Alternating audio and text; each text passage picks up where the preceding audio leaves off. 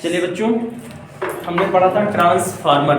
क्या पढ़े थे? ट्रांसफार्मर। ट्रांसफार्मर हो गया था जिसमें हमने परिणमन अनुपात तक का फॉर्मूला देखा था ना। परिणमन अनुपात के बाद आज अपना अगला टॉपिक है जिसमें हम बात करेंगे ट्रांसफार्मर में ऊर्जा हानि कैसे होती है। ट्रांसफार्मर में ऊर्जा हानि किस रूप में होती है, कैसे होती है, इसी टॉपिक पर चर्चा करनी है। ट्रांसफार्मर में ऊर्जा हानि। बच्चों, ट्रांसफार्मर में ऊर्जा हानि कुछ 2-3 रूपों में होती है, 4 रूपों में होती है। ट्रांसफार्मर में ऊर्जा हानि जो होती है ये मुख्य रूप से सबसे ज्यादा तो भंवर धाराओं के रूप में होती है, लेकिन हम जिस चीज को जानते हैं कि इस रूप में ऊर्जा का हानि हो सकता है, हम लोग उसको सुधारने का प्रयास करते हैं, उसको बचाने का प्रयास करते हैं कि ऊर्जा ह्रास कम से कम हो। देखो, ट्रांसफार्मर में सबसे पहली जो ऊर्जा ह्रास आप लोग देखेंगे वो कॉपर वायर जो कुंडली के तौर पे हम लोग यूज करते हैं। जैसे प्राथमिक कुंडली, द्वितीय कुंडली, 2 कुंडली लेते हैं। अब प्राथमिक कुंडली में हम लोग अपने धारा को इन्वेस्ट करते हैं, यानी निवेश करते हैं वहां पे। तो जब हम धारा वहां इन्वेस्ट कर रहे होते हैं तो क्योंकि कॉपर वायर होने की वजह से, आप लोगों को मैंने पीछे पढ़ा रखा है 5वें चैप्टर में कि जब वैद्युत धारा प्रवाहित होती है तो वैद्युत ऊर्जा का कुछ हिस्सा ऊष्मा के रूप में जनरेट हो जाता है। तो कॉपर वायर होने की वजह से उसमें जो भी धारा इन्वेस्ट होती है, जो भी धारा उसमें बहती है, उस धारा का कुछ हिस्सा ऊष्मा के रूप में जनरेट हो जाता है। तो यहाँ कुछ ऊर्जा के रूप में उसमें क्षय हो जाता है। मतलब आप कह सकते हैं कि ट्रांसफार्मर में जो ऊर्जा हानि का पहला कारण है वो है तांबे की कुंडली। ऊर्जा हानि कहाँ होती है बच्चों? तांबे की कुंडली में होती है, क्योंकि तांबे की जो कुंडली होती है, तांबा एक रेजिस्टेंस होता है और रेजिस्टेंस में धारा जब भी जाती है तो कुछ न कुछ ऊर्जा का भाग वहां पे ऊष्मा के रूप में डिस्ट्रॉय होता है। अच्छा, इसे ऊष्मा से बचने के लिए इस ऊष्मा को, क्योंकि ट्रांसफार्मर थोड़ी टाइम के लिए थोड़ी चलता है, काफी लंबे टाइम के लिए चलता है, तो लगातार इसका मतलब हीट वहां प्रोड्यूस होगा, लगातार हीट जनरेट होगा। तो इस हीट को वहां खत्म करने के लिए हम लोग ट्रांसफार्मर में ठंडा तेल डाल देते हैं, नेफ्था ऑयल का प्रयोग किया जाता है, ठंडा तेल डाल देते हैं। ठीक। और दूसरा, अगर इसके मैं हानि के बारे में बताऊं, ऊर्जा की हानि कहाँ होती है, तो आपको मैंने बताया है कि जो ट्रांसफार्मर होता है, ट्रांसफार्मर पटलित लौह करोड़ से बना होता है। मतलब पतली पतली धातु लोहे की पत्तियां होती हैं और उन्हीं को एक के ऊपर एक रख करके फ्रेम बनाया जाता है। और पहली कुंडली में जो धारा जाती है, क्योंकि उस धारा का मान लगातार बदलता है, इस वजह से उस कुंडली के चारों ओर जो चुंबकीय क्षेत्र जनरेट होता है वो परिवर्तित हो जाता है। इसका पूरा मतलब मिला करके हम ये समझ पा रहे हैं कि हमारा जो चुंबकीय क्षेत्र जनरेट हो रहा है, ये चुंबकीय क्षेत्र परिवर्ती हो जाएगा और उसी परिवर्ती चुंबकीय क्षेत्र में हमारे ट्रांसफार्मर का भाग पड़ता है, जो लोहे के टुकड़े होते हैं उसी में पड़ता है। तो लोहे के टुकड़े को अगर हम किसी, जो कि मेटल का होता है, धातु का होता है, अगर किसी धातु के टुकड़े को हम लोग किसी परिवर्ती चुंबकीय क्षेत्र में रखते हैं तो वहाँ भंवर धारा जनरेट हो जाती है। तो इस हिसाब से लगातार वहाँ पे परिवर्ती चुंबकीय क्षेत्र जनरेट होने की वजह से जो पतली पतली पत्तियां होती हैं उनमें भंवर धाराएं जनरेट हो जाती है। ठीक है। तो वो भंवर धाराएं आपको पता है कि ज़्यादा टाइम तक रहती है तो काफ़ी ज़्यादा हीट जनरेट करती है, तो ऊर्जा की कुछ मात्रा भंवर धाराओं के रूप में चली जाती है। लेकिन भंवर धाराओं को कम से कम उत्पन्न करने के लिए हम लोग पतली पतली पत्तियां रखते हैं, क्योंकि पतली पतली पत्तियां रहेंगी तो धातु का आयतन कम हो जाता है। एक पत्ती दूसरे पत्ती से पृथक रहता है तो उस धातु का आयतन इस पत्ती से ऐड नहीं किया जाएगा, अलग अलग आयतन माना जाता है। तो भाई अलग अलग सभी पत्तियों में बहुत सूक्ष्म धारा उत्पन्न होती है, लेकिन ऊर्जा का ह्रास वहां भी हो जाता है। ठीक है। तो यानी कह सकते हैं कि ट्रांसफार्मर में ऊर्जा हानि जो होती है वो दूसरे में भंवर धारा के रूप में होती है। किस रूप में होती है बच्चों? भंवर धारा के रूप में होती है। तीसरे कंटेंट में अगर मैं बात करूं कि ट्रांसफार्मर में ऊर्जा हानि किस रूप में होती है, तो एक होता है शैथिल्य हानि, एक होता है बच्चों शैथिल्य हानि। शैथिल्य हानि के रूप में भी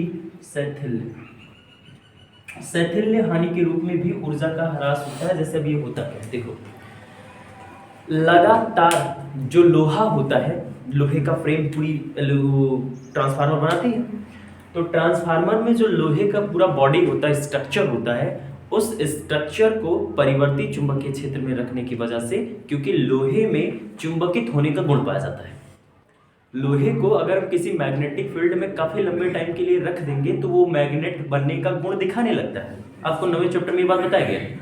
अब ट्रांसफार्मर का जो लोहा है वो लगातार चुंबकीय क्षेत्र में है। अब वो लोहा क्या हो रहा है, एक बार चुंबकित हो रहा है, जब तक वहां चुंबकीय, भाई वहां का चुंबकीय क्षेत्र लगातार कैसे जनरेट होगा? पहली कुंडली में जो धारा आ रही है उसी के कारण चुंबकीय क्षेत्र, और धारा लगातार अपने मान को मैक्सिमम जीरो कर रही है। तो जब बच्चे धारा का मान 0 हो जाता है तो वहाँ का चुंबकीय क्षेत्र भी 0 हो जाता है, और जब चुंबकीय क्षेत्र 0 होता है तो ट्रांसफार्मर का जो लोहे का फ्रेम होता है वो विचुंबकित हो जाता है, और जैसे धारा का अपना मान मैक्सिमम होता है तुरंत वहाँ का चुंबकीय क्षेत्र मैक्सिमम होता है, और जब चुंबकीय क्षेत्र मैक्सिमम हो जाएगा तो लोहे का जो क्रोड होता है ये फिर से चुंबकित हो जाएगा। यानी लगातार आपके लोहे के क्रोड में चुंबकित और विचुंबकित होने की क्रिया होती है, जिसमें कुछ ऊर्जा का ह्रास होता है, जिसे हम लोग कहते हैं स्थैतिक हानि। ठीक है, तो ये है बच्चों ट्रांसफार्मर में ऊर्जा की हानि। ठीक है भैया, तो ट्रांसफार्मर में जो एनर्जी लॉस होता है इन्हीं रूपों में होता है। अच्छा, ट्रांसफार्मर की अगर दक्षता निकालनी होती है, क्या निकालनी होती है बच्चों? दक्षता। तो दक्षता निकालने का एक फॉर्मूला होता है, देखिए ट्रांसफार्मर में दक्षता, जिसे हम लोग ईटा से रिप्रेजेंट करते हैं। ट्रांसफार्मर में दक्षता को किससे प्रदर्शित करते हैं? ईटा से। ये किसका सिंबल है? ईटा। समझा है? ये किसका सिंबल है बच्चों? ईटा का। तो बाबू इसके लिए दक्षता निकालने का फॉर्मूला होता है निवेशी शक्ति, निवेशी शक्ति बटे निर्गत शक्ति, निर्गत शक्ति। इसका थोड़ा अर्थ समझिए आप लोग। निवेशी शक्ति का मतलब है बच्चों जो आपने इन्वेस्ट किया है। ठीक है, जो आपने क्या किया? इन्वेस्ट किया है। ठीक है, इन्वेस्ट करने का मतलब जो हमने लगाया है, और निर्गत का मतलब जो हमने प्राप्त किया है। ठीक है भैया, यही होता है ना कि गलत है?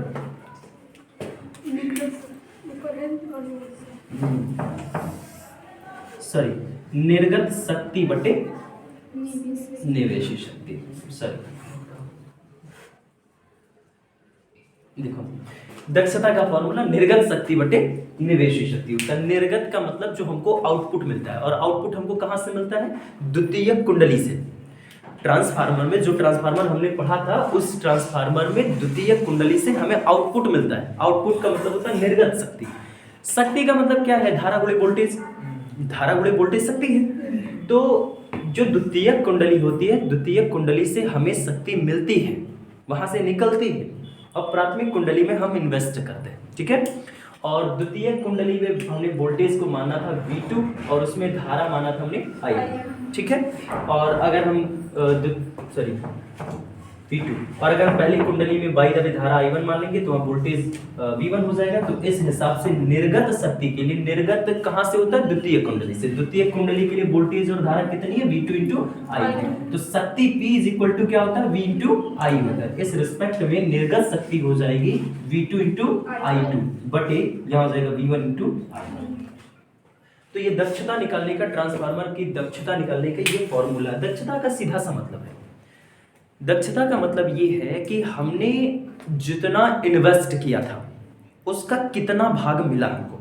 समझ में? हमने जितना इन्वेस्ट किया था उसका कितना भाग हमने प्राप्त किया, यही चीज हमको दक्षता बताती है। आप जरा देखिए, हमने निर्गत शक्ति में निवेशी शक्ति से भाग किया है, जिसका सामान्य मतलब ये है कि जितना हमें प्राप्त हो रहा है, जो पावर हमें मिल रहा है आपके ट्रांसफार्मर से, उसकी तुलना में हमने कितना ज्यादा लगाया था या कितना कम लगाया था, इसी बारे में हमको दक्षता बताती है। तो ट्रांसफार्मर की दक्षता निकालने का बच्चों ये फॉर्मूला है, और ये ट्रांसफार्मर में ऊर्जा की हानि। अच्छा, ऊर्जा का हानि एक छोटे से रूप में और भी होता है, जिसे फ्लक्स हानि कहते हैं। जैसे क्या होता है ना, कभी कभी जैसे प्राथमिक कुंडली से जो चुंबकीय बल रेखाएं निकलती हैं वो सारी की सारी चुंबकीय बल रेखाएं द्वितीय कुंडली से नहीं जाती है। भाई ट्रांसफार्मर में प्राथमिक कुंडली आपकी यहाँ होती है, ठीक यही होती है, द्वितीय कुंडली यहाँ होती है। अब कभी कभी ऐसा हो जाता है कि यहाँ की सारी चुंबकीय बल रेखाएं यहाँ से नहीं गुजरती हैं, कुछ उसके बाहर भी चली जाती हैं। तो जो बाहर चली जाती हैं वहां भी आपके फ्लक्स का हानि हो जाता है। फ्लक्स के हानि का मतलब कि इसका सीधा सामान्य मतलब ये है कि पूरे प्योर तरीके से आपका ट्रांसफार्मर काम तब करेगा जब पहली कुंडली से चुंबकीय बल रेखाएं जितनी भी निकल रही हैं वो सारी की सारी द्वितीय कुंडली से गुजरे, तब तो फ्लक्स रेखाओं का हानि नहीं होगा। लेकिन होता क्या है कि रेयर होते हैं, 10-12 चुंबकीय बल रेखा इधर उधर दूसरी कुंडली के दाएं बाएं से गुजर जाती है, तो कुछ नुकसान वहां पे भी हो जाता है। तो ट्रांसफार्मर में इस तरीके से हानियां होती है, और ट्रांसफार्मर की दक्षता निकालने का ये फॉर्मूला है। बच्चों आपको जितना पढ़ना था ये मैंने उतना ही पढ़ाया, लेकिन अभी इसमें जैसे दोलन परिपथ, दोलत्र परिपथ पढ़ना है, एक क्वेश्चन ये भी है, एंड एक अर्ध ऊर्जा बैंड करके से एक टॉपिक, 2 टॉपिक है। अगर आपको पढ़ना होगा तो कमेंट में बताइए, कहाँ पढ़ लेंगे। चलिए अब इसके न्यूमेरिकल सॉल्व कर लेते हैं।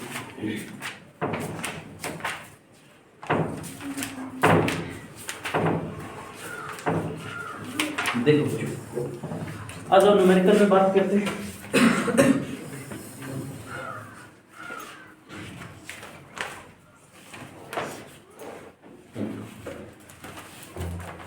चलो भैया, कुर्सी की पेटी बांध लो, मौसम भी डरने वाला है।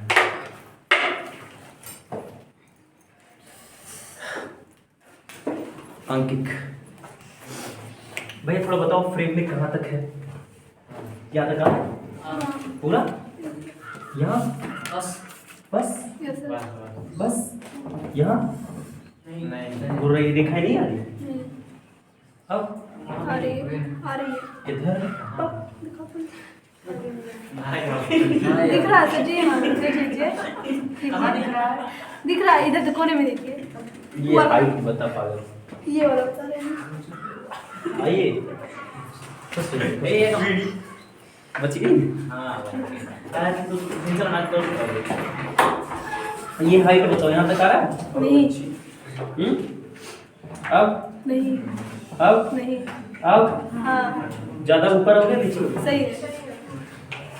ठीक है, इधर बताओ आ रहा है? हाँ ठीक है, मतलब फ्रेम में इतना ही। ठीक है, चलो तो न्यूमेरिकल देखते हैं, अंक के प्रश्नों को देखते हैं मेरे बच्चों। ठीक है, देखो चलिए ध्यान देते हैं। पहला क्वेश्चन मेरे बच्चों, 50 फेरों की एक कुंडली है, यानी ये ना बराबर 50 फेरों। चलो ध्यान से समझिए भैया, देखो यन बराबर मेरे बच्चे 50, यन इज इक्वल टू 50 फेरे। ठीक है भैया, और कह रहा है कि कुंडली का क्षेत्रफल 50 सेंटीमीटर स्क्वायर का है, यानी कैपिटल ए बराबर मेरे बच्चे 50 गुणे 10 की घात -4 मीटर स्क्वायर। भैया सेंटीमीटर स्क्वायर में था, हमने उसको मीटर स्क्वायर में कर दिया। ठीक है भैया, और कह रहा है कि भैया 0.6 वेबर पर मीटर स्क्वायर का एक समान चुंबकीय क्षेत्र है, यानी V is equal to 0.6 weber per metre square का क्या है बच्चे? चुंबकीय क्षेत्र। हमसे कहा जा रहा है कि अगर हमारी ये कुंडली 10 पाई रेडियन पर सेकंड के कोणीय वेग से घूम रही है, तो बताओ विद्युत वाहक बल का अधिकतम मान कितना होगा? ठीक है, तो इसका ओमेगा दे दिया 10 पाई, ओमेगा बराबर क्या दे दिया?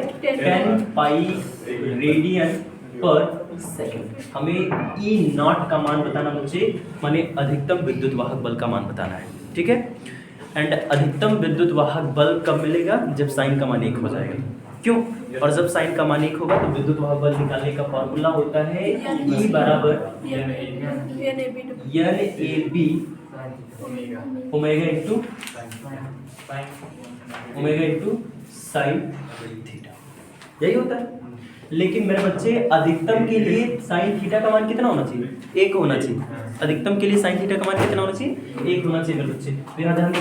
ठीक, अधिकतम के लिए, अधिकतम की स्थिति में, अधिकतम की स्थिति में मेरे बच्चे देखो ई नॉट बराबर होता है N A B into omega.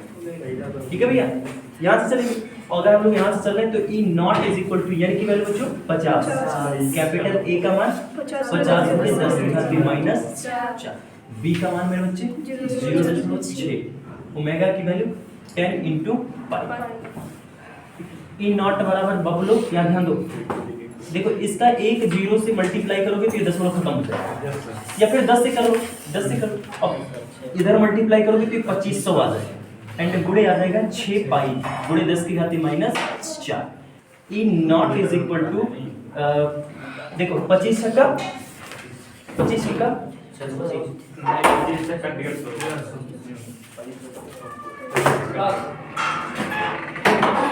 देखो 25 150, 25 छक्का 150 यानी 15,000 आ जाएगा, इंटू पाई की वैल्यू 3.14 गुणे 10 की घात -4। ई नॉट इज इक्वल टू 15, और यहाँ देखो 150 गुणे 314 लिखने में कोई दिक्कत?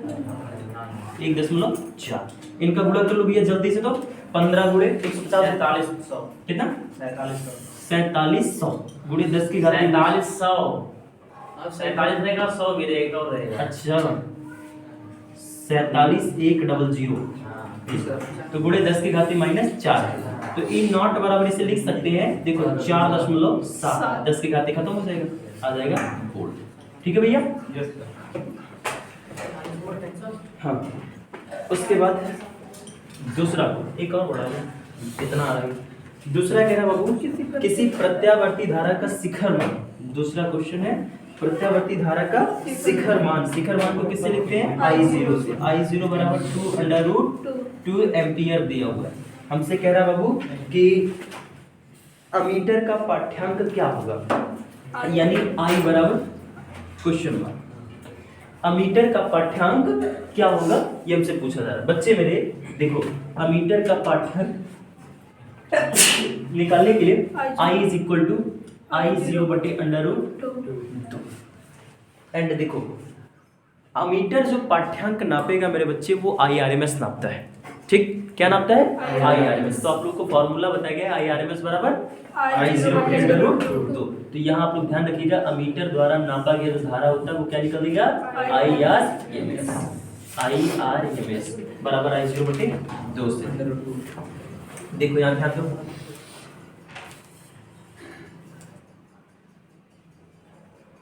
अब बाबू यहाँ से हो जाएगा IRMS is equal to I0 की जगह पे कितना? 2√2 बटे √2 कैंसिल हो जाएगा। IRMS इज इक्वल टू 2 यानी आपका मीटर कितना धारा नापेगा? 2 मीटर एम्पियर नापेगा। ठीक है भैया। उसके बाद तीसरा क्वेश्चन देखो बाबू, देखो तीसरे क्वेश्चन में हमसे कहा जा रहा है कि एक प्रत्यावर्ती धारा का समीकरण है I बराबर 50 साइन 100 पाई टी एम्पियर। ये धारा का इक्वेशन दिया हुआ है, यानी हमको दिया हुआ है I is equal to 50 sine 100 pi into T.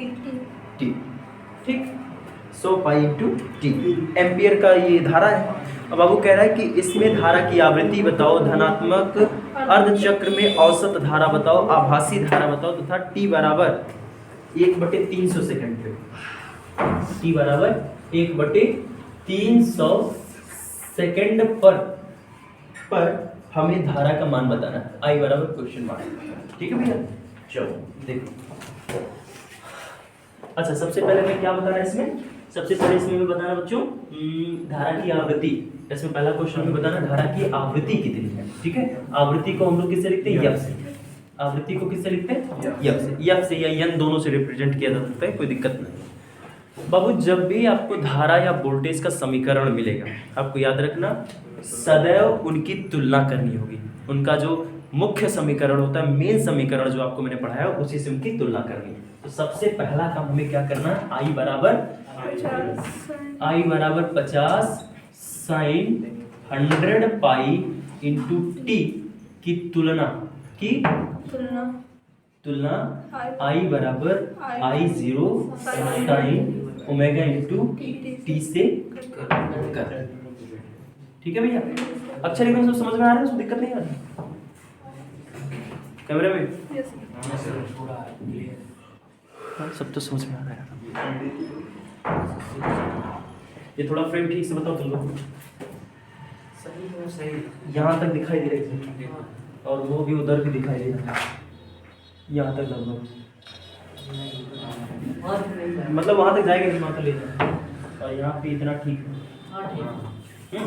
चलते करने पर देखो बच्चों, तुलना करने पर ध्यान देना I0 की वैल्यू किसके बराबर आ रही है? I0 का मान 50 एम्पियर के बराबर आ रहा है कि आ रहा है। और दूसरा ओमेगा के स्थान पे कितना आ रहा है? 100 पाई। टी तो टी के बराबर है ना, ओमेगा के स्थान पे क्या है? 100 पाई। यानी I0 का मान आ गया 50 एम्पियर एंड 100 पाई का मान ओमेगा का मान 100 पाई रेडियन पर सेकंड। मेरे बच्चे अब हमसे पूछा क्या क्या था इसमें? पहले पूछा था धारा की आवृत्ति बताओ। पहला धारा की आवृत्ति, धारा की आवृत्ति मेरे बच्चे धारा की आवृत्ति बता देंगे कैसे? F is equal to 2 pi omega बटे 2 पाई से यहाँ से चलेंगे और यहाँ से F is equal to omega का मान 100 पाई बटे यहाँ से हो जाएगा 2 पाई बराबर 50 हर्ट्ज। अरे भाग करोगे 50 ही तो आएगा। एंड दूसरा क्वेश्चन हमसे इसमें पूछ रखा भैया कि धनात्मक अर्धचक्र में औसत धारा क्या बताना है? औसत धारा। तो भैया औसत धारा मतलब I m बराबर पढ़ा रखा है 0.376 0.637 इंटू I0। यहाँ से चलो IM बराबर 0.637 गुणे I0 का मान बच्चे 50। देखो 50 आया था ना, IM बराबर आ जाएगा मल्टीप्लाई करने पर 31.85 एम्पियर, ये आ जाएगा बच्चे। एंड उसमें अभी हमसे थर्ड क्वेश्चन पूछा था भैया, थर्ड क्वेश्चन क्या था उसमें इसी का कि आभासी धारा बताओ, क्या बताना है? देखो आभासी धारा कुछ नहीं होता, वही होता क्या नाम उसका, आभासी धारा मतलब IRMS के मान के ही बराबर आता है आभासी धारा। ठीक है, IRMS के मान के ही बराबर आता है आभासी धारा। फॉर्मूला होता है IRMS बराबर I0 बटे अंडर रूट 2। IRMS बराबर I0 का मान 50 बटे अंडर रूट 2 गुणे अंडर रूट 2 से ऊपर नीचे गुणा कर दोगे तो भैया परमीकरण हो जाएगा। एंड IRMS बराबर 50/2 बटे 2 एंड IRMS बराबर 25 अंडर रूट 2 एम्पियर। क्या देगा? अच्छा मान रख दो। चलो IRMS बराबर 25 गुणे 1.14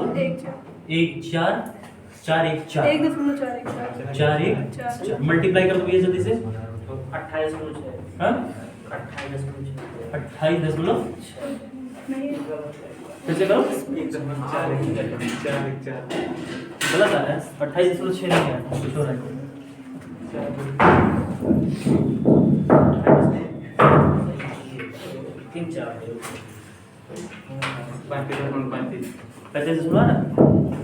कितना 35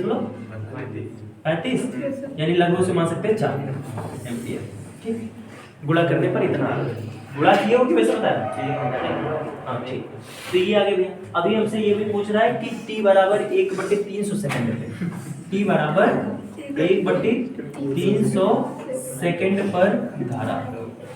देखो आभासी धारा को लेकर के परेशान नहीं होना, आभासी धारा IRMS के बराबर ही आता है। ठीक है, तो आभासी वोल्टेज या आभासी धारा हमेशा ध्यान रखना है कि ये IRMS के ही मान के बराबर मिलेगा, उससे कम या ज़्यादा नहीं मिलता है।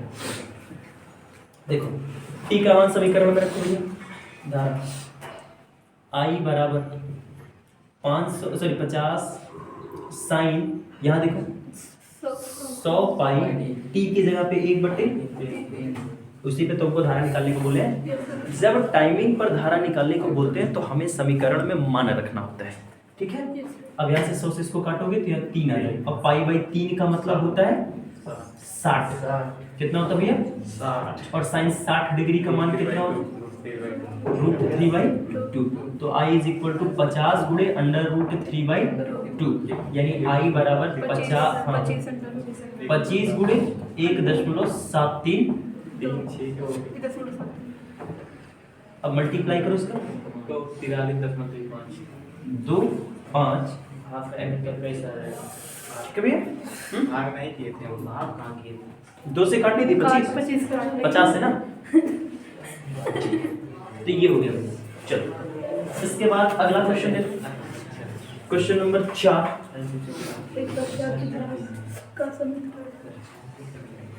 क्वेश्चन नंबर 4 देखो भैया, क्वेश्चन नंबर 4 में हमसे कहा जा रहा है कि एक प्रत्यावर्ती धारा है जिसका समीकरण दे दिया I बराबर 4 साइन 100 पाई T माइनस थीटा। ठीक है, इतना एम्पियर है और हमें बताना है मेरे बच्चे कि आवर्तकाल का मान कितना है। ठीक है बाबू, क्या बताना है? आवर्तकाल का मान बताना है। देखो सबसे पहले जिस रूप में समीकरण लिखा है उसी रूप में रख करके आप तुलना करो। ठीक है, तो देखो I बराबर I0 sine omega into T minus theta से तुलना करने पर सबसे पहले आप तुलना करो। जब आप यहाँ तुलना करोगे बच्चों तो आपको मिलेगा कि I0 के स्थान पे कितना, यहाँ पे 4 एम्पियर। कितना बच्चों? 4 एम्पियर। और यहाँ पे ओमेगा इंटू टी के स्थान पे ओमेगा के स्थान पे 100 पाई आ रहा है। ठीक है भैया, कितना आ रहा है?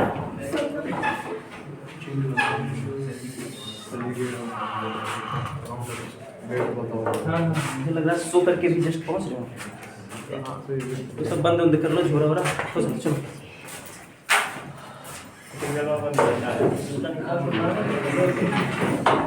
देखो भैया, ओमेगा का मान मिल गया।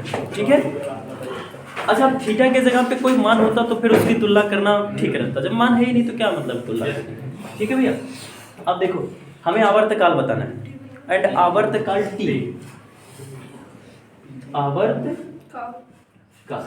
देखो कैपिटल टी बराबर मैंने पढ़ा रखा है ओमेगा बटे 2 पाई बटे ओमेगा, 2 पाई बटे यहाँ से t is equal to 2 pi omega की value 100 pi and t is equal to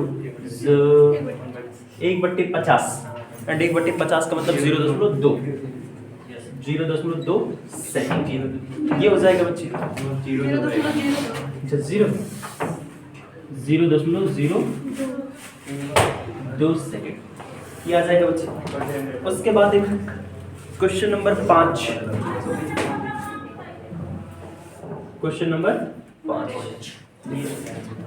number 5 में हमसे क्या कहा जा रहा है कि भैया धारा का समीकरण दिया हुआ है I बराबर 14.1 साइन 6280 प्लस पाई बाई 6280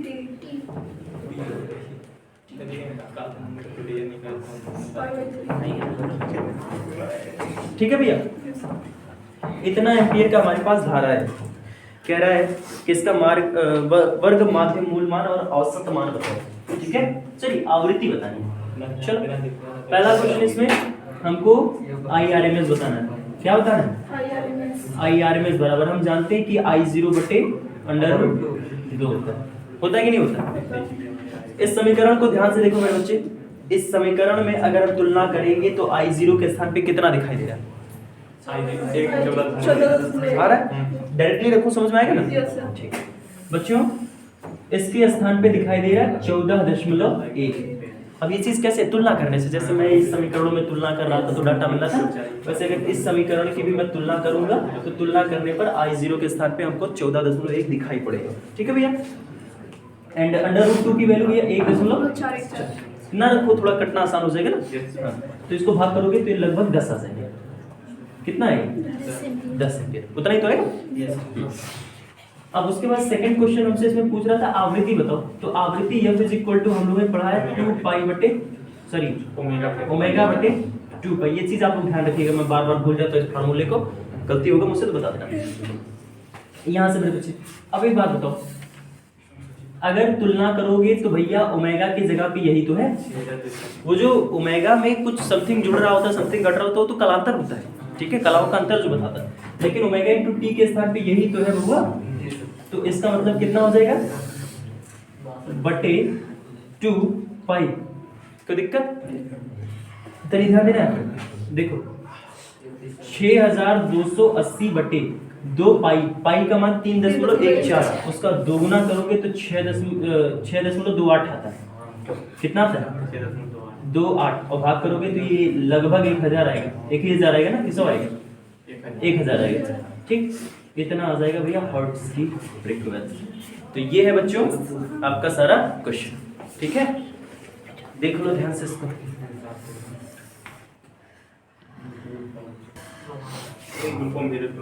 चलो क्वेश्चन आप भेजे ही नहीं थे, कैसे?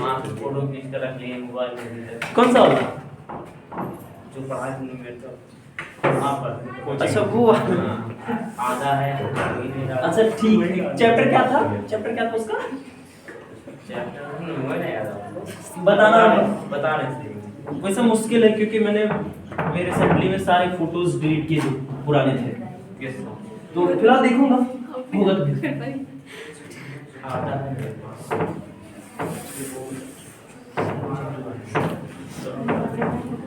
ये सब लाइन में था बेटा। लाइन अरे वो अनुमान लगाएंगे और प्रेम से बाहर जाएगा तो बताना।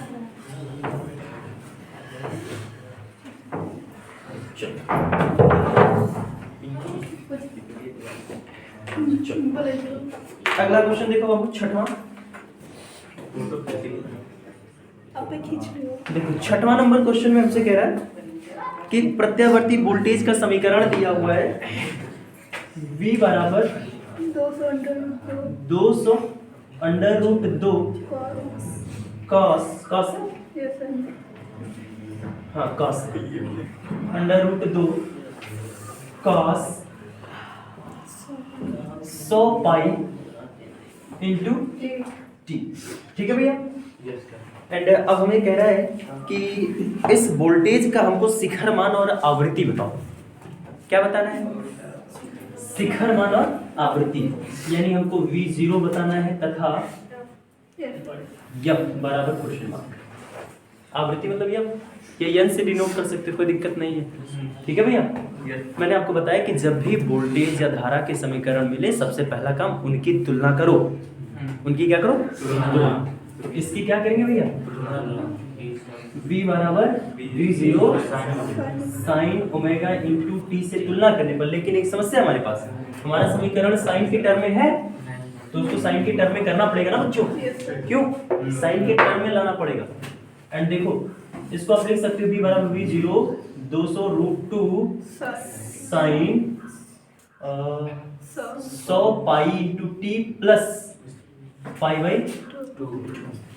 क्यों? Sine 90 plus theta cos theta होता है, समझा ना? और कॉस पॉजिटिव में आता है। ठीक है, 90 प्लस में कॉस पॉजिटिव भी तो होता है। ठीक है, देखो तो ऐसे लिख सकते हैं। अब इसकी तुलना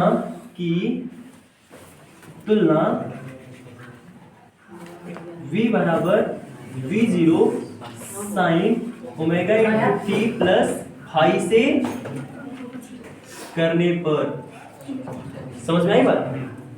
जिस रूप में समीकरण उसी रूप में आपको तुलना भी करनी है। समझ में आ रहा? अलग अलग रूपों में तुलना नहीं करनी है बच्चों। अब जरा देखो तुलना करने से B0 किसके बराबर आ रहा है?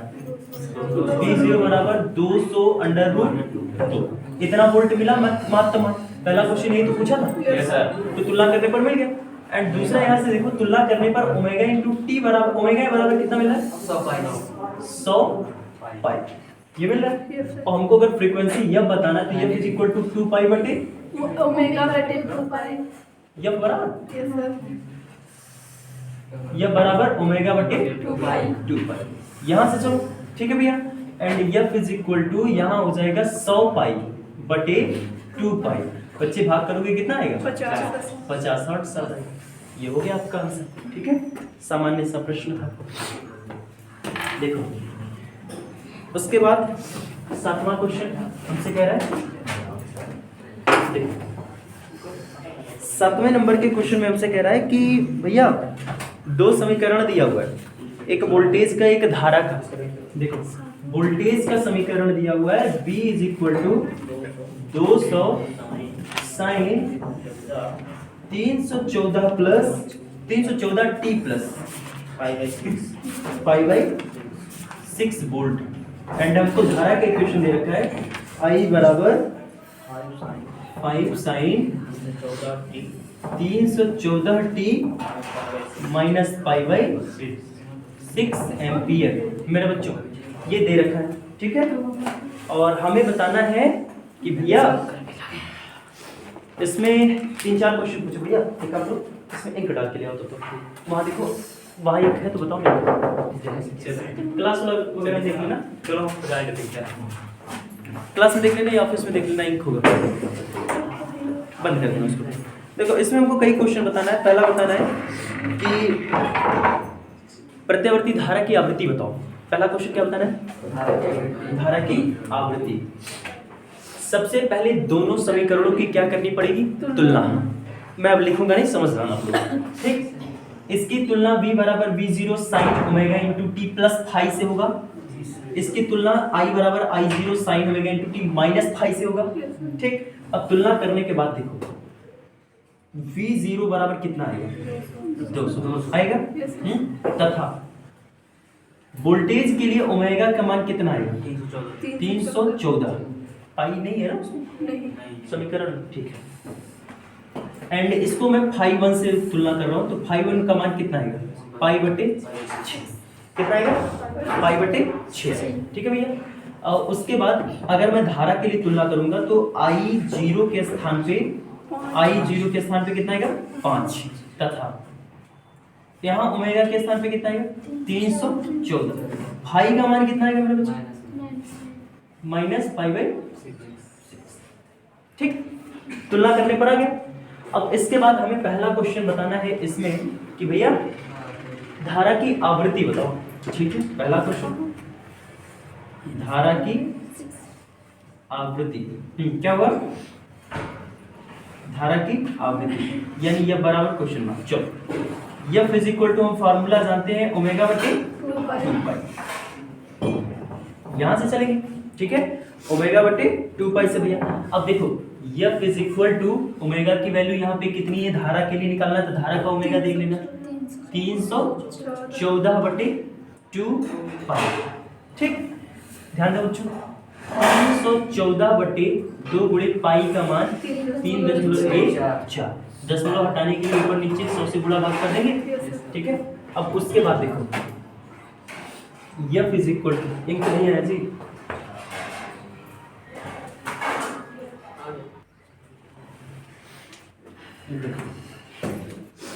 हाँ भैया, तो ये बराबर आ जाएगा यहाँ पे, ऊपर आ जाएगा 31,400 बटे और नीचे आ जाएगा 2 गुणे 314। इससे इसको काटेंगे तो ऊपर आएगा 100 और 2 से इसको भाग कर देंगे तो आ जाएगा 50। तो फ्रीक्वेंसी आ जाएगी इसकी मेरे बच्चों 50 हर्ट्ज। इसके दूसरे क्वेश्चन में हमसे पूछा था कि ये बताइए कि V तथा I के मध्य कलांतर कितना बच्चों। देखो V तथा I के मध्य कलांतर, ठीक, कलांतर बाबू देखो, जो कलांतर निकाला जाता है वो कलाओं के अंतर से निकाला जाता है। इसका मतलब ये है कि उसकी कला और इसकी कलाओं का अंतर निकालो। पहले वाली की कला φ1, दूसरी वाली की कला माइनस φ2। कलाओं का अंतर ऐसे निकाला जाता है। आई बात समझ में? और हमेशा बड़ी कला में से छोटे कला को घटाया जाता है। क्या किया जाता है? बड़ी कला में से छोटे कला को घटाया जाता है। अब यहाँ जरा आप देखो π/6 दोनों का कलांतर का परिमाण लगभग सेम है। जैसे इसमें कितने का कला का अंतर दिख रहा है? 314t प्लस π/6 है, इसमें 314t माइनस π/6 है। इसका मतलब ये है कि कलाओं का परिमाण अगर चिन्ह को हटा करके देखें तो π/6 वहां भी है, π/6 यहाँ पे भी है। अब बाबू लोग आप ध्यान रखिएगा, पहली चीज तो ये समीकरण की जब भी तुलना करेगा तो समीकरण की तुलना में हमेशा φ1 φ2 का मान चिन्ह समेत निकालिएगा। चिन्ह समेत निकालने का मतलब समझे? देखो हाँ, इसकी तुलना आप लोग करना I बराबर I0 sine omega into t plus phi से। ठीक, जब इसकी तुलना इससे करोगे तो आपको फाई की वैल्यू विद सिंबल नजर आएगी। समझ में आई बात? yes, अब जैसे बिना सिंबल के जैसे बाई दावे, अब दिमाग में आएगा कि सर यहाँ माइनस है, यहाँ माइनस लगा करके तुलना करें। तो जब माइनस लगा करके तुलना करोगे तो जो फाई का मान निकलेगा वो हमेशा पॉजिटिव निकलेगा।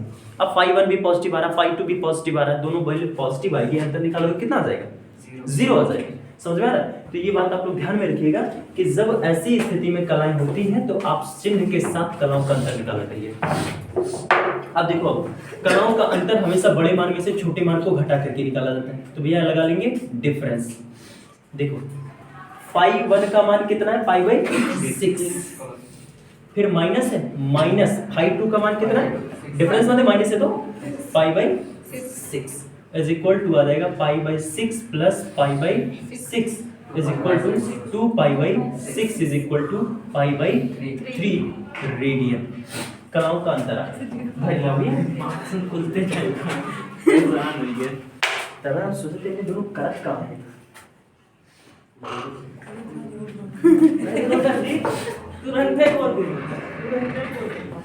तीसरा देखिए, इसके तीसरे क्वेश्चन में कह रहा है बच्चे परिपथ की प्रतिबाधा ज्ञात करो। क्या ज्ञात करो? परिपथ की प्रतिबाधा। देखो हमें पता करना है परिपथ की प्रतिबाधा। परिपथ की प्रतिबाधा। अब एक चीज देखो, सुनो मेरी बात, क्या परिपृष्ठ में आपको सर्किट का नाम बताया है? नहीं। अच्छा, कह रहा है कि प्रेरकत्व संधारित्र प्रतिरोध श्रेणी क्रम में जोड़े गए, माने एलसीआर परिपथ है। कौन सा परिपथ है? एलसीआर परिपथ है। अगर आपको परिपथ की प्रतिबाधा निकालनी है तो या तो एलसीआर परिपथ के लिए जो मैंने फॉर्मूला बताया वो लगाओ, और या तो उससे एक सहज विधि ये है कि हाँ, Z बराबर V0 बटे I0। आखिर प्रतिरोध ही तो है, तो प्रतिरोध बराबर वोल्टेज बटे धारा, इस पैटर्न को अप्लाई कर लो। लेकिन सामान्य वोल्टेज या सामान्य धारा नहीं रखनी है, हमेशा उनके अधिकतम मान को रखना है। ठीक है, तो Z बराबर V0 का मान बच्चों यहाँ देखो 200, I0 का मान Z बराबर 20 ओम, 40 ओम, ये आ जाएगा Z। उसके बाद बच्चों देखो अगला क्वेश्चन, 8वें नंबर क्वेश्चन में कह रहा है भैया समीकरण दे दिया V बराबर 110 sine omega T plus pi by 3 and I बराबर दे दिया गया, ये वोल्ट लिखा हुआ है, इसका मात्रक है, and I is equal to दे दिया गया बच्चों 11 sine omega into t minus pi by 3 ampere. ये वोल्टेज और धारा का समीकरण है, किसी परिपथ में लगे होंगे। हमको पहला क्वेश्चन V और I के बीच में कलांतर बताना है। क्या बताना बच्चे? कलांतर। हाँ, V और I के बीच में कलांतर बताना है। चलो देखो, V तथा I के मध्य कलांतर।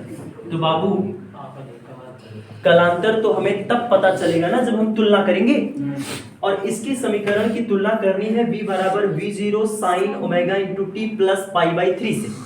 समझ में है? फाई 1 का मान कितना आ जाएगा? तुलना करने पर ये फाई 1 है बच्चे, ये क्या है और ये आपका क्या है? फाई 2। समझ में है? ये फाई 1 है, ये फाई 2 है। अब तुलना करोगे बच्चे, चिन्ह के साथ तुलना करके निकालना है ये वैल्यू, आप लोग ध्यान रखना। इसकी तुलना omega into t plus phi 1 से करना, इसकी तुलना omega into t minus plus phi 1 से करना, प्लस से करना है, तभी तो डाटा माइनस में आएगा। समझ में आ रहा है? तो यहाँ से आ जाएगा फाई 1 का मान मेरे बच्चे माइनस फाई 2। फाई 1 का मान कितना आ गया? पाई बटे 3। फाई 2 का मान कितना आ गया? Minus pi by 3 is equal to, ये आ जाएगा 2 पाई बाई 3 रेडियन। ये आ गया कलांतर। आपको क्या आ गया बच्चे? कलांतर। उसके बाद हमको तीसरा क्वेश्चन कह रहा है कि परिपथ में शक्ति क्षय बताओ। परिपथ में क्या बताओ? चलो, इसी का सेकंड पार्ट, ये फर्स्ट था, अब इसका सेकंड देखो। परिपथ में शक्ति क्षय, तो भैया परिपथ में शक्ति क्षय P is equal to VRMS गुणे IRMS इंटू कॉस। ये फॉर्मूला आप लोगों को पता है, ठीक है? ये शक्ति क्षय का फॉर्मूला होता है बच्चों सर्किट के लिए। अब यहां से चलो देखो, P is equal to VRMS का मान है हमारे पास? नहीं है। क्या करेंगे भैया? VRMS की जगह पे V बटे अंडर रूट 2 रख सकते हैं, I0 के जगह पे हम लोग I0 बटे अंडर रूट 2 रख सकते हैं, इंटू कॉस फाई। फाई का मान तो पता है, कलाओं का अंतर यही तो आ रहा है, यही तो कलाओं का अंतर है, आराम से काम हो जाएगा। अब देखो इसका गुणा, देखो V0 का मान तुलना करने पर यहाँ मिल जाएगा, कितना मिल जाएगा? 110। I0 का मान तुलना करने पर 11 आ जाएगा, कितना आ जाएगा बच्चों? एंड अंडर रूट 2 का अंडर रूट 2 में 2 इंटू कॉस 2 पाई बाई 3। देखो फाई का मान कलाओं का अंतर इतना ही तो है, वहां कलांतर रखा जाता है फाई की जगह पे। तो भैया P इज इक्वल टू 11 गिरियम 121 इतना आ जाएगा बटे 2 इंटू कॉस, यहाँ हो जाएगा भैया 2 गुणे 180 बटे 3, 3 छक 18 मतलब 60, 6 दूनी 12। P इज इक्वल टू बटे 2, इसका भाग कर दो भैया, तो इसका भाग करोगे तो 605 605 आ जाएगा। एंड cos 120 डिग्री का मान -1/2 होता है। श्योर कर लो, एक मिनट चेक कर लो कितने होता है, ठीक है। P इज इक्वल टू, इसको भाग करोगे तो 302.25, व्हाट आर Yes, sir. हाँ हाँ तो ये माइनस में नहीं होता होगा यार, प्लस में होता होगा। जी सर थोड़ा सा Yes, sir. ठीक, तो cos 120 डिग्री की वैल्यू 1/2 चेक कर लो यार, मुझे डाउट में आ रहा है। 120 ना, तो cos 90 प्लस 30 हो जाएगा। ठीक है, 90 प्लस 30 मतलब इसी चतुर्थांश में रह गए। And all silver sine cos वहाँ माइनस में होता है तो माइनस, साइन पे मान चेंज होता है, साइन 30 डिग्री माइनस में तो आ रहा है यार।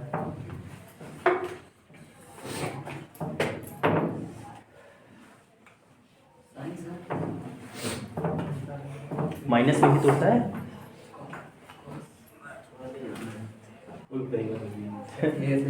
जबरदस्ती से वो आ गया। देखो अगला, देखो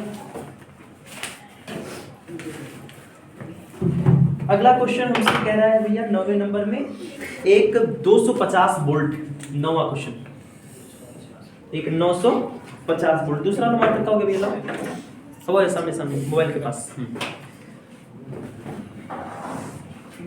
एक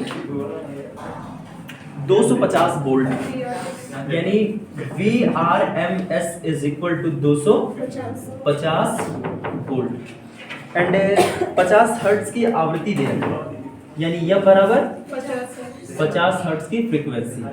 हमसे कह रहा है कि 25 ओम के प्रतिरोध से ये जुड़े हैं, यानी R बराबर 25 ओम। हमें ये बताना बच्चे कि परिपथ में आभासी धारा माने IRMS। पहला क्वेश्चन, परिपथ में आभासी धारा यानी IRMS पता करना है। एंड दूसरा क्वेश्चन हमें बताना है बच्चे, कहाँ गए यार, नहीं आभासी धारा कहाँ बताना है इसमें, आभासी धारा बताना 10वें में। हाँ, धारा का वर्ग माध्य मूल मान, वही चीज है IRMS बताना बच्चे, इसमें पहला क्वेश्चन है। एंड दूसरा क्वेश्चन, परिपथ में औसत शक्ति वेग यानी P बराबर क्वेश्चन। ठीक है, मिल जाएगा, पता चल जाएगा। देखो यहाँ पे इतना आ रहा है क्या फ्रेम में, यहाँ मेरा हाथ जा रहा है? नहीं आ रहा? अब नहीं आ गया, चलो इधर वाले रेंज कर दो,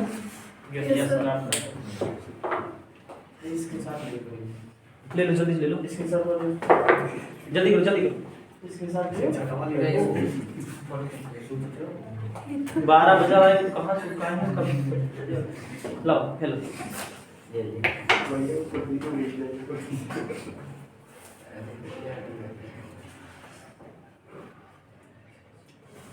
12 बजे तुमको बुलाओ। हाँ बच्चे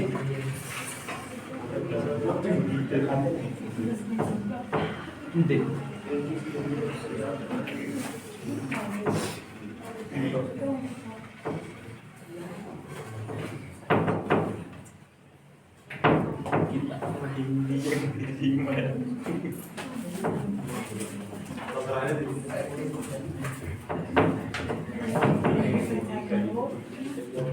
देखो बच्चे,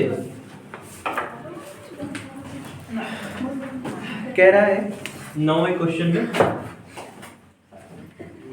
कि भैया 250 वोल्ट यानी VRMS बराबर 250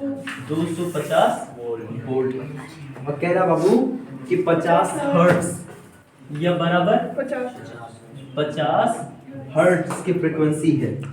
एंड किसी प्रतिरोध से जुड़े हुए हैं ये लोग, और वो प्रतिरोध है 25 ओम का, R बराबर 25 ओम। हमसे कह रहा है कि धारा में वर्ग माध्य मूल मान बताओ और औसत शक्ति क्षय बताओ, यानी हमको इसमें बताना है IRMS बराबर क्वेश्चन मार्क। एंड दूसरा क्वेश्चन बताना है P। देखो हम जानते हैं कि भैया R बराबर VRMS बटे IRMS होगा, यहाँ से सकते हैं। R का मान 25, VRMS का मान 250, IRMS पता करना है, तो IRMS बराबर 250 बटे 25 हो जाएगा। भाग करोगे कितना आएगा 10। IRMS का मान आ गया 10। अब हमें बताना है दूसरा क्वेश्चन मेरे बच्चे, शक्ति 6। देखो शक्ति 6 इसमें बताना है बाबू, T बराबर देखो पावर जो होता है शक्ति 6 जो होता है ना, शक्ति 6 में आप लोग जरा ध्यान दो, कौन सा सर्किट है? R। कौन सा सर्किट है बच्चे? R का। केवल शुद्ध प्रतिरोध वाले सर्किट में जो पावर निकालने का फॉर्मूला है वो P = VRMS गुणे IRMS। अब P = VRMS का मान मेरे बच्चे 250, IRMS का मान 10, P बराबर 2500। इसमें cos फाई वगैरह शामिल क्यों नहीं किया गया? उसका कारण ये है कि ये नॉर्मल सर्किट है, खाली प्रतिरोध का, ठीक है, और इसमें कोई कहानी है नहीं। अब उसके बाद देखो बच्चे 10 नंबर का क्वेश्चन, एक 200 वोल्ट का और 50 हर्ट्ज का बाबू 200 वोल्ट और प्रत्यावर्ती स्रोत 50 ओम से जुड़ा हुआ है, यानी VRMS बराबर 200 वोल्ट एंड इसकी फ्रीक्वेंसी है बराबर 50 एंड R का मान 50। अच्छा देखो क्वेश्चन पढ़ने के बाद एक चीज आप लोग को शायद डाउट में होगा कि सर हम कैसे पहचाने VRMS है कि V है कि क्या है। बच्चे अगर वोल्टेज केवल रेजिस्टेंस पर लगा है और उसकी फ्रीक्वेंसी साथ में लिखी होती है तो वो अधिकतर केसों में VRMS होता है। पहला पहचानने का तरीका ऐसा है। और दूसरा, अगर वोल्टेज दिया गया क्वेश्चन में IRMS के बारे में जिक्र कर रहा है, इसका मतलब दिया गया वोल्टेज VRMS है, ठीक है। नहीं तो अगर जब शिखर मान होता तो वो बता देता है कि ये वोल्टेज का मैक्सिमम वैल्यू है, शिखर वैल्यू है, ऐसा सब वो बता देता है। खासकर परेशानी यही आती है तो ऐसे प्रश्नों में अगर कोई वोल्टेज रेजिस्टेंस में जुड़ा है, कह रहा है कि इतना वोल्टेज है, इतनी फ्रीक्वेंसी का है, किसी प्रतिरोध में जुड़ा, तुरंत जान जाना है प्रतिरोध के साथ जुड़ा हुआ वोल्टेज VRMS होता है अधिकतम केसों में। भाई बस समझ में। अच्छा अब इसमें हमसे प्रश्न क्या पूछ रहे भाई साहब, बताओ आभासी धारा का मान कितना है? आभासी धारा का मान, आभासी धारा मतलब तो IRMS बराबर VRMS बटे R। क्यों हो जाएगा? यहां से चलेंगे तो भैया IRMS बराबर VRMS का मान कितना? 200। R का मान कितना? IRMS बराबर कितना है? बराबर 4। आगे भी सेकंड क्वेश्चन हमसे क्या कह रहा है बाबू? कह रहा है कि परिपथ में धारा और विभव के बीच कालांतर बताओ। कौन सा सर्किट है? खाली R के बारे में तो जिक्र किया और खाली R वाले सर्किट में, खाली R वाले सर्किट में मेरे बच्चे कालांतर कितना होता है? 0 होता है। कालांतर कितना होता है? केवल R प्रतिरोध में, R प्रतिरोध में कालांतर 0 होता है, कालांतर 0 होता है। आई बात समझ में? अच्छा यही इसी कारण में यहाँ देखो, यहाँ भी तो खाली R था, इसी वजह से यहाँ पे cos फाई जिक्र नहीं किया गया क्योंकि cos फाई का मान कितना होता है? 0। cos 0 का मान 1, तो उसको लिखो या ना लिखो कोई फर्क नहीं। आई बात समझ में? तो खाली शुद्ध प्रतिरोध में cos फाई की जिक्र नहीं किया गया क्योंकि वो खाली प्रतिरोध है, उसकी वैल्यू 0 आती फाइनली, फाई का मान कालांतर का मान, तो इस वजह से वहां नहीं लिखा गया, ठीक है। तो भाई कालांतर कितना हो जाएगा? 0 हो जाएगा। अगला क्वेश्चन क्या था? ये चीज पढ़ाया गया भाई कि जब खाली शुद्ध प्रतिरोध होता है तो वोल्टेज और धारा समान कला में होते हैं। अरे सुमनवा यहीं बैठ के सुतत बाबू।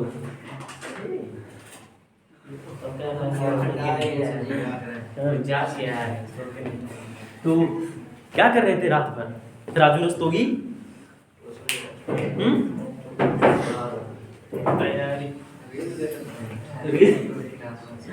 चलो देखो अब हमको बताना बाबू परिपथ में शक्ति, क्या बताना है?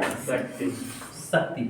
तो खाली सर्किट R का है ना, तो शक्ति P बराबर IRMS गुणे cos फाई लिखे या ना लिखे कोई फर्क पड़ेगा? कालांतर कितना आएगा? 0 और cos 0 का मान 1, कोई दिक्कत? ठीक है। शक्ति P बराबर IRMS का मान मेरे से 4, VRMS का मान 200 बराबर 800 वाट। 800 वाट, कोई दिक्कत मेरे बच्चे? सबको समझ में आ रहा है? ऐसा तो नहीं देखो कि कैमरा, ये सोनी का कैमरा बंद हो गया, चल रहा है। अरे भाई महंगे कैमरे होते हैं ना तो इसमें सब ऑटो डिटेक्शन लगा होता है। लाई शीशा दे दी, तेल कंघी वासलीन और का फाउंडेशन दे दी, और का हो जाएगा बॉडी लोशन बॉडी लोशन दे दी जॉनसन बेबी पाउडर कुत्ते ही लगा बेबी जॉनसन इतना कलाकार बनाए भैया यार इतने पाउंड लगाना है के पांड लगा नगेट पांड पांड लगाओगे कहीं पाउंड लगाएगा चलो देखो कह रहा है कि 100 मिली हेनरी हेनरी किसका मतलब यल का यानी वो दे दिया यल बराबर 100 गुणे 10 की घात -3 हेनरी में कह रहा है 50 हर्ट्ज की आवृत्ति वाला धारा बह रहा है यक बराबर 50 हर्ट्ज प्रत्यावर्ती धारा मेरी कुंडली में प्रेरण प्रतिघात पता करो मेरे बच्चे प्रेरण प्रतिघात लिखते हैं एक्सेल बाबू हम लोग पढ़े एक्सेल बराबर 2 पाई एफएल पढ़े कि नहीं पढ़े यहाँ से चलो तो एक्सेल बराबर 2 पाई पाई का मान 1 4 गुणे 50 गुणे यल का मान -3 मेरे बच्चों ध्यान दो एक्सेल बराबर देखो ध्यान से समझो इस डबल जीरो से ये दशमलव खत्म हो जाएगा 5 गुनी 10 गुणे 314 100 से इसका दशमलव खत्म हो गया ना भाई ठीक एंड गुणे 10 की घात -3 एक्सेल बराबर ध्यान दो मेरे बच्चे दशमलव को उठा करके 3 डिजिट इधर ले आओ 3.14 देखो इधर लेकर के आ रहे हो तो 10 की पॉजिटिव घात बनेगी क्या संख्या इधर आए 2 संख्या तो आए हो तो 10 की घात +2 हो जाएगा कितना बचा -1 इससे खत्म हो जाएगा कुल आ जाएगा ओम ठीक 3.14 ओम वहाँ पे अरे 50 वाला जो इसको इधर गुणा करा है तो 100 नहीं हो जाएगा सॉरी 100 आएगा राइट पिकी right you are very right उत्तर माना देख के जाए 314 गुणे 10 की घात -3 और इसको पूरा सॉल्व करोगे तो 3.1 नहीं 31.4 गुणे 10 की घात कुछ नहीं देखो ये डबल जीरो से वहां हो जाएगा भाई एक डिजिट दशमलव इधर लाया प्लस काम लूंगा हाँ ओम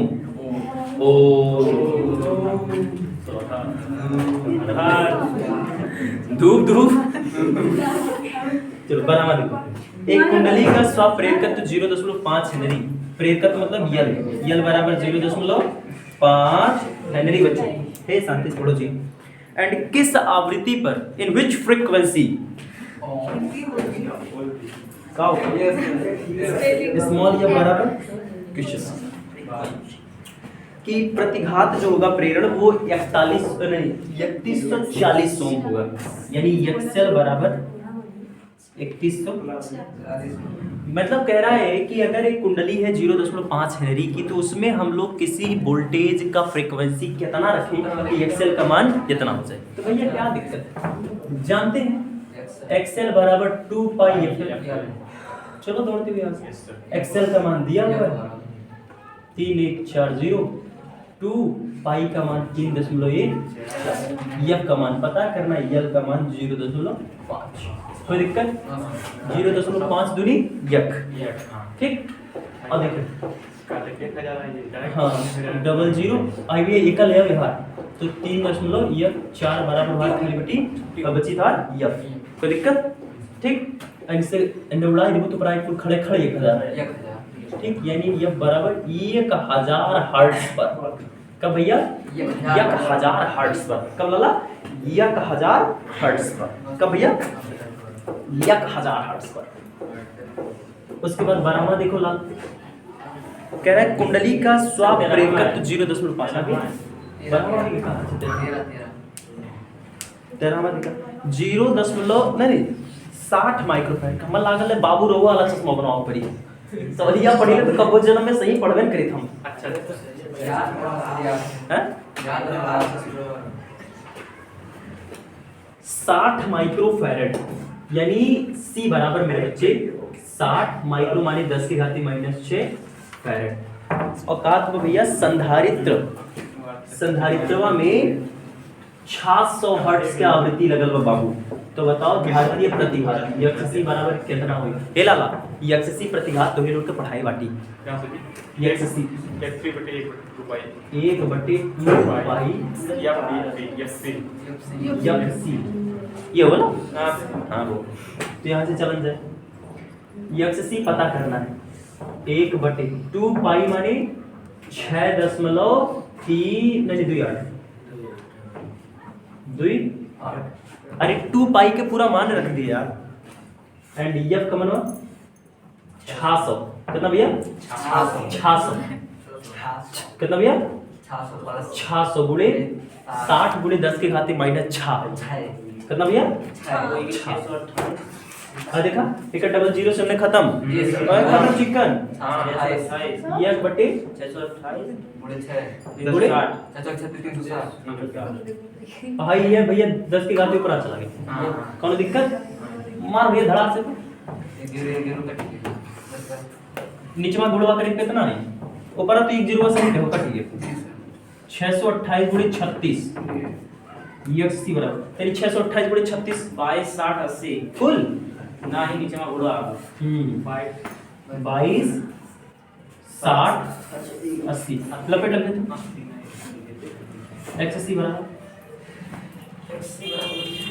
4.423 बस करो कितने मोई के कुल एक बार ठीक भैया इतना है और करीब 14वां देखो लागू कह रहा है ये भैया एक प्रतिरोधहीन कुंडली है प्रतिरोधहीन यानी ओम के नियम का पालन करे वाला प्रतिरोध नहीं लगेगा और उस कुंडली का प्रेरकत्व तो दिया 0.5 13 नंबर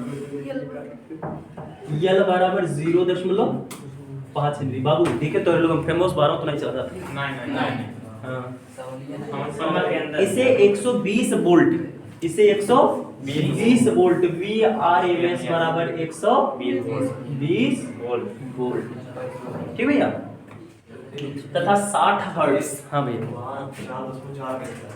भगिया है फिलहाल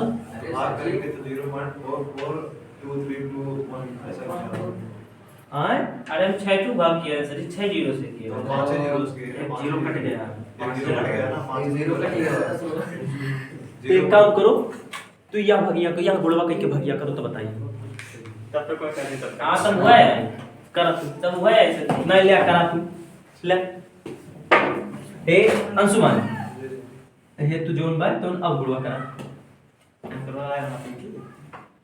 एक जुई 3 4 हाँ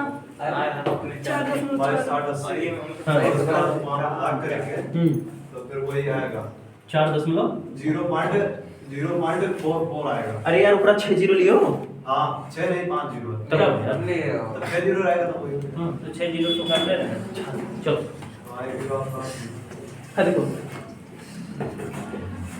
हाँ भैया VRMS कह रहा बाबू हे लाला हे बाबू 60 हर्ट्ज का आवृत्ति लागल बा यह बराबर 60 हर्ट्ज कह रहा है कि भैया जोड़ने पर वर्ग माध्य मूल धराव तनी पता करियो यानी IRMS बराबर क्वेश्चन मार्क हे बाबू वोल्टेज बटे धारा अब वो चाहे VRMS हो चाहे IRMS हो चाहे V0 हो चाहे I0 यानी के रेशियो हमेशा I प्रतिरोध हुए का भाई लाल प्रतिरोध हुए का भाई प्रतिरोध हुए तो भैया कुंडलिक प्रतिरोध देखो एक्स जोन प्रतिरोध होला भैया वो आर नहीं रहा हां प्रतिघात रहा प्रतिघात प्रतिघात कौन घात और प्रतिघात प्रेरण रहा भैया प्रेरण प्रतिघात तो प्रेरण प्रतिघात एक्सएल बराबर पढ़े बाटे तो क्रिया खाइला मारने पड़ी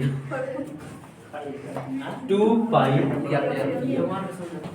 ये देखा बड़ी मार मारा एक्सएल पता अच्छा एक्सएल अरे देखेगा कुटा के लेवा का प्रतिरोध बराबर VRMS बटे कोनो दुख मार ला कोनो दिक्कत नहीं बा समझ में आता देखो एक्सएल के जगह पे हमारे बाबू 2 पाई एफएल कहियो और VRMS की जगह पे 120 IRMS पता करेंगे ठीक एंड 2 पाई का मान हो जाए 6.28 एफ का मान दिए गए 60 यल के मान 0.5 बराबर 120 बटे IR भैया IRMS बराबर सारा डाटा मैं बाहर निकाल रहा हूँ 120 बटे है कुल के सब के देखा 6 पंचे 30 ही है पूरा कितना ही है 30 तो 6.28 गुणे 30 3 चौके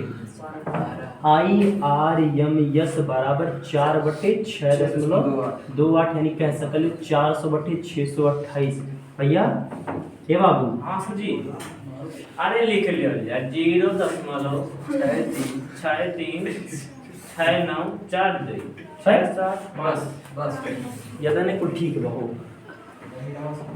ठीक भैया तो जॉन भाई अब बाबू बहुत लंबा भाई नहीं इतने ढाई दिया ठीक भैया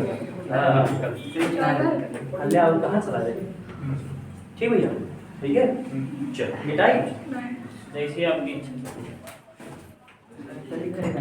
हाँ बाबू नहीं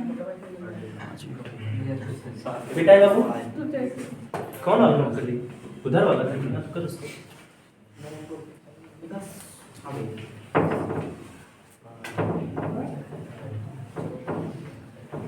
ए का तो कसम उसम दे दी का यूट्यूब वाले के हाँ मुझे तुमको समझ दुर्गा मैया की कसम 5 लोगों को पांच ग्रुप में शेयर करो अगले दिन कुछ अच्छा होगा वो पूरा हो जाए ऐसे शुरू करे से पहले से एकदम कह दियो चाहिए सर 11 बजे वाला है अरे वे बहुत आजू एक 15 बता दीजिए 30 किलो सर 30 भगवान चल भैया एला ए भैया बाबू मना लो ऐसे हाँ मंगाओ थियो कब हवा ठीक बस 5 मिनट का ए बहनी दरिया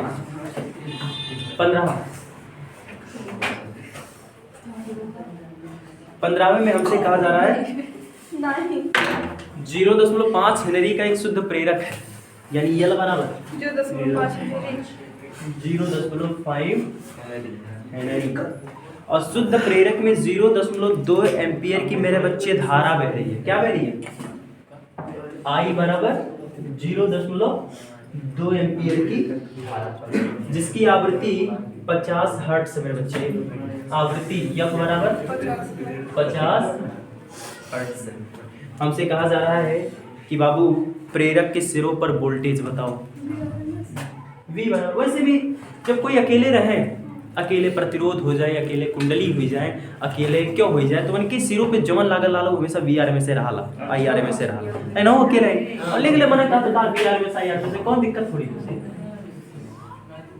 हाँ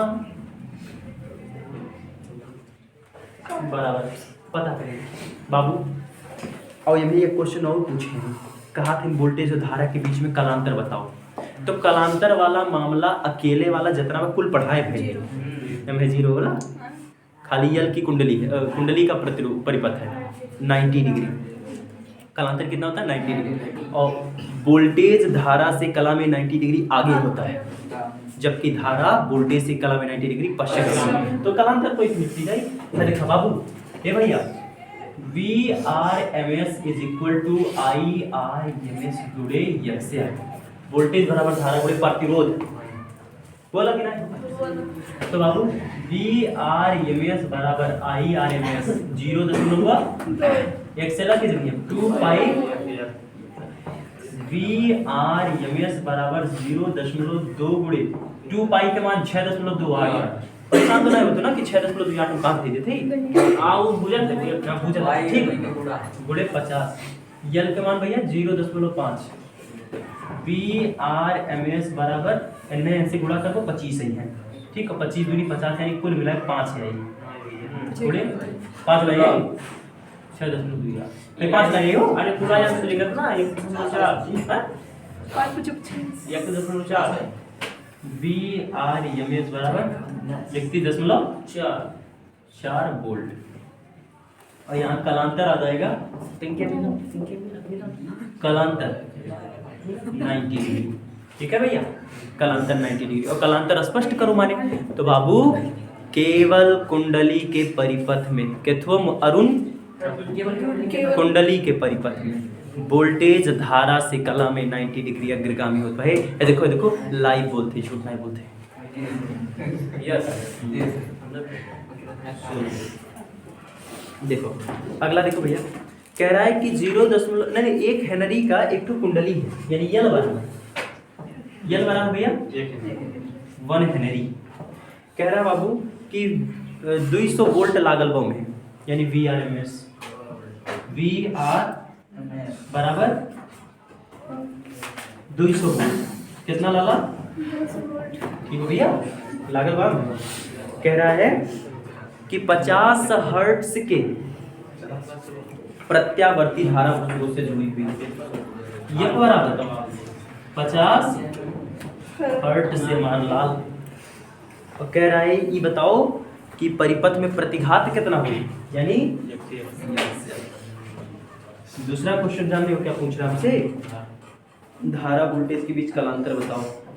अच्छा धारा भी बताओ, धारा माने IR और फिर फाई माने के एस बैठा हुआ शुतुरमुर्ग जिना जगह पर एक्सेल कैसे निकलेगी? एक्सेल बराबर 2 पाई का तोरे लगे F9 है कि L9 है तोरे लगे, भगवान हाथ गोड़ न दिए हैं। तो बताओ यहाँ सवाल अलग से है। हाँ दूसरा अगर IRMS निकाले के है, IRMS बराबर बच्चे BRMS बटे हो जाए कि ना हो जाए? अब फाई का मान 90 डिग्री रही कि नहीं रही? कह दो नहीं रही, कह दो नहीं रही रही जान है कहीं खाली कुंडली जुड़ल बा खाला माँ कसम खाली माँ कसम खा कह दे कि नहीं हुई 90। हाँ हुई 90, कहीं 90 हुई, कहीं 90 हुई। खाली कुंडली प्रतिरोध है भैया, खाली कुंडली जुड़ल बा, बुझा? 17 देखो लगा लो यार तो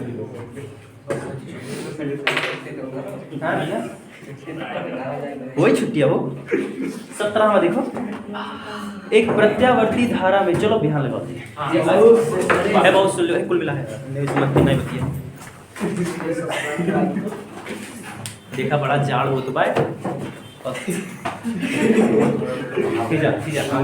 कहे मतलब ये यार लाइक करो शेयर करो तो कुछ करना करते हो यार हाथ करते हैं हम। अरे हाई टू हाई में तुम मेरी बात हुए कहे मतलब यहाँ तक जरूर कहे मतलब देखो नया साल हम रोल उनका करा यार, शेयर करा लाइक करा सब्सक्राइब करो, लाइक शेयर कमेंट हे दो नहीं